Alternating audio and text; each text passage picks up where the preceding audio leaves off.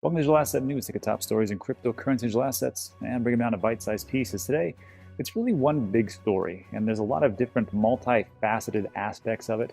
But it's titled Cardano approaches a new major upgrade as ADA posts an inspired rally. This is really all it has to do with moving forward with the roadmap as far as Cardano and moving into the Gogan era as far as smart contracts. And there's a lot of different minutiae that we have to take a look at and really disseminate to find out exactly what's going on.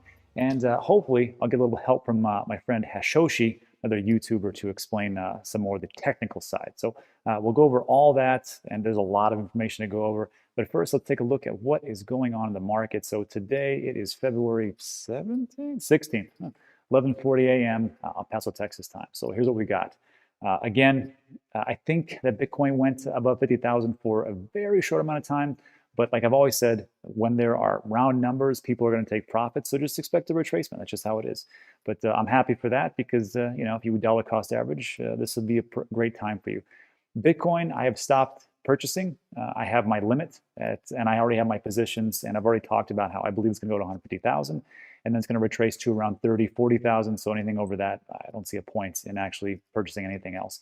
I'm trying to get more into the DeFi space because I think that is the biggest opportunity for growth.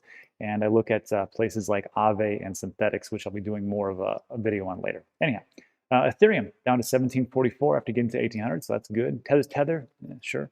Polkadot, and again in that fourth spot, and up 3% for almost 30 bucks. It's amazing the kind of run that Polkadot has had. And again, if you're going to bet on anything, you're going to invest in anything, invest in people. So if you take a look at what I call the Ethereum Mafia, kind of like the PayPal Mafia, you got Gavin Wood, Dr. Gavin Wood, who created Ethereum alongside Vitalik Buterin, Charles Hoskinson for Cardano. So you take a look at those two projects, or three projects, you're like, you know what, I'll bet on those people because they've already done big things. So that's why you see Cardano, Polkadot, and Ethereum pretty much in the same place. XRP is down a bunch, and that is because there was an article which talked about how Ripple and the SEC looks like they're not going to be able to come to an agreement.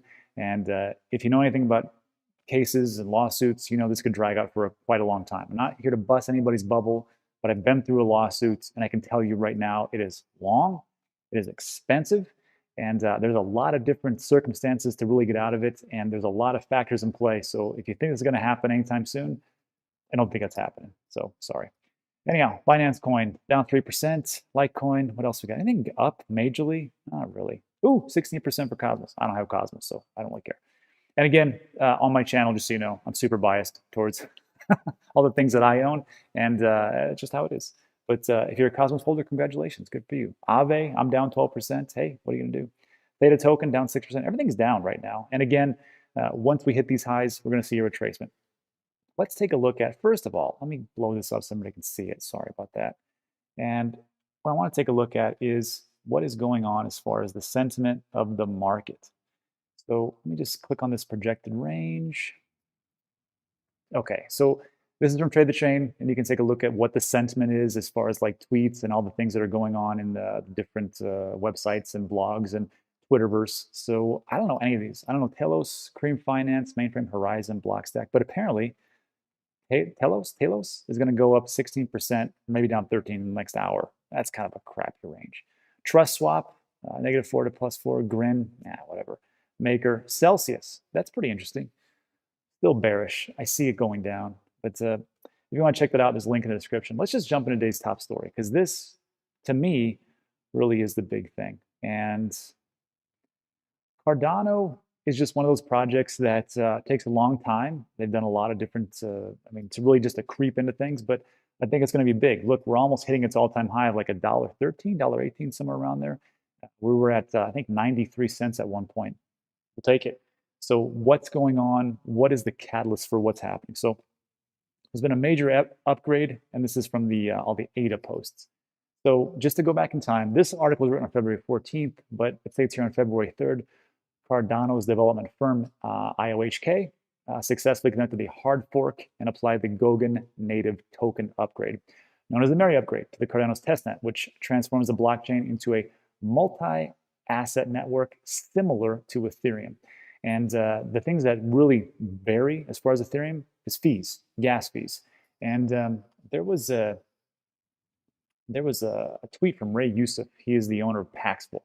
And he talked about how great non-fungible tokens are if it wasn't for the fact that it just costs like 170 bucks just to get it up and going if you want to do a non-fungible token. And we all see these with like the fees for ERC20. And we'll get into that. But, this upgrade, we'll talk about in a bit, is really going to decrease almost to nothing fees. And it's pretty amazing how they do it. So the team expects to have launched the mainnet by the end of February. So let's back up.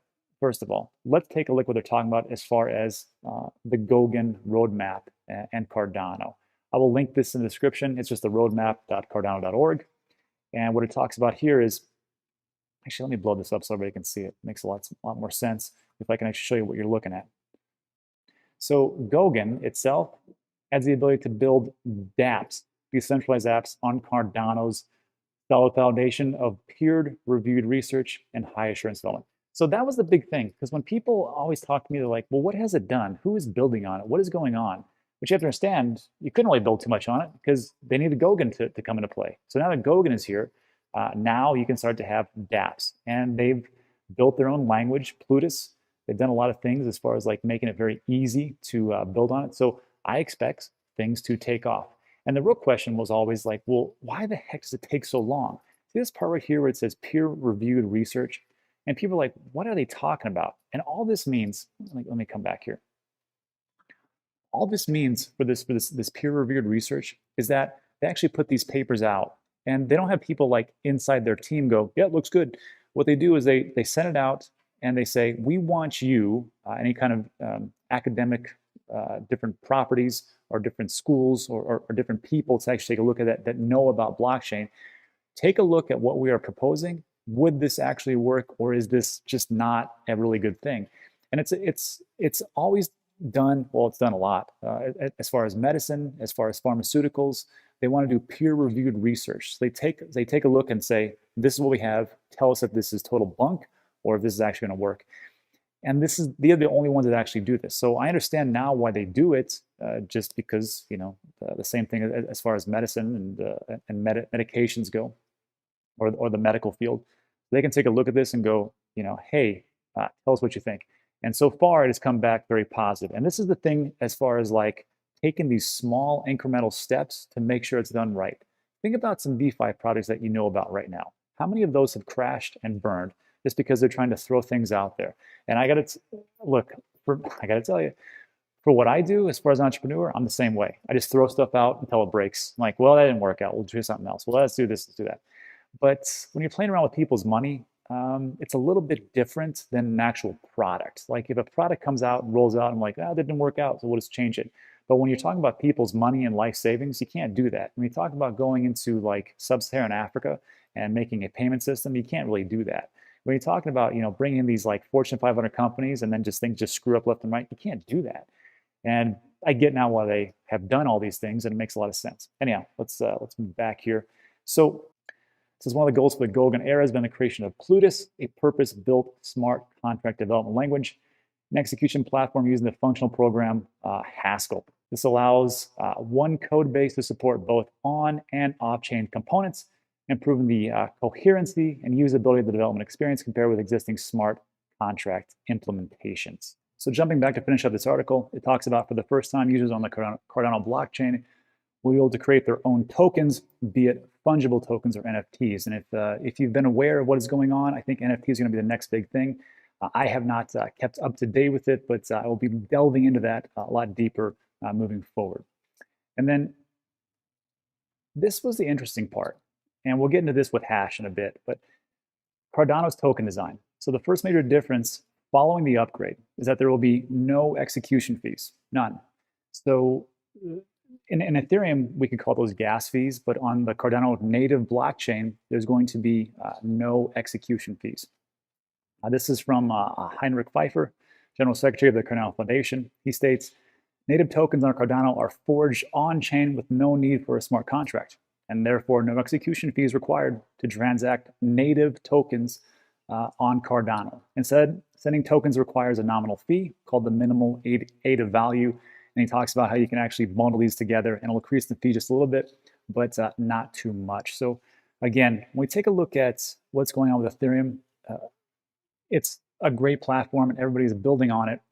But the reason is because you really couldn't do too much with Cardano. Now that the golden era is here, people can start to create dApps, and then those fees are going to go down. I see a pretty good market niche for Ethereum to really plug into. Will they be the dominating force? Who knows? But I think, again, that there is enough room for two major players. So let me skip this part and then just go to the last piece. So the big thing for me is about usability, because I'm not a programmer, but when it states here, it says the fact that Cardano has been implemented in Haskell, a functional programming language that is known for its high liability apps, could open up different business use cases involving large enterprises and even governments. And Pfeiffer finally states Cardano may stand to capture an altogether different share of the market than Ethereum that have national level identity solutions, back-end financial infrastructure, and powerful enterprise use cases. So what is so important about Haskell and Plutus? And it really comes down to that Goguen roadmap. So let's jump over there, and I'm going to show you exactly what I'm talking about. And then the Goguen era also encompasses work to make Cardano accessible to wider audiences via Marlowe, which is good for me.